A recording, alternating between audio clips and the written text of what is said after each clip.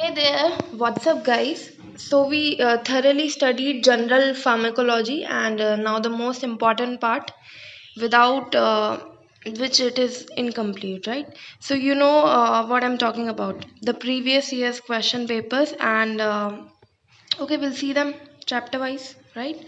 So, let's get started. The questions are from general pharmacology, okay, and chapter wise. Okay, now. The first chapter we are having is routes of drug administration. So two questions. So generally the questions which have been asked are of 10 marks only, and the question is describe different routes of drug administration and mention the merits and demerits of oral route of drug administration. So you know that we have covered all these four chapters in our videos, okay, and here only we will discuss the questions.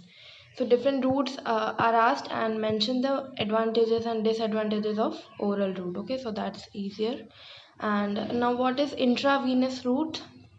And write the advantages and disadvantages again. So mainly the kind of questions which are asked are the advantages and disadvantages we should know of each route. Okay, and we know what happens in each route, right? Now many questions are asked from pharmacokinetics 1 chapter.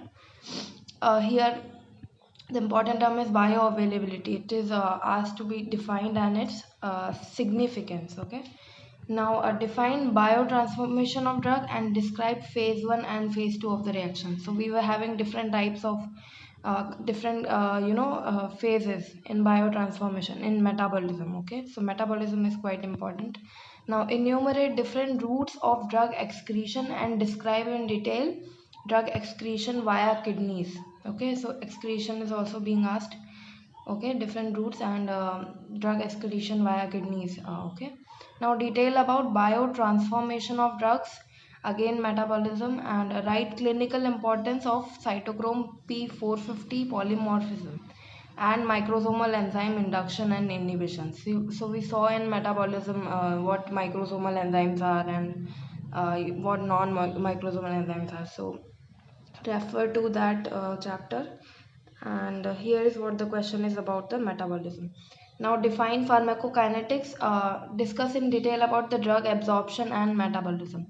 So this the whole chapter is very important. The four things we saw was ADME, absorption, distribution, metabolism, and excretion, and questions are asked. Okay, now define pharmacokinetics in detail and about the drug metabolism and excretion again. Okay, so this is it. These are the questions from pharmacokinetics, and now the pharmacodynamics.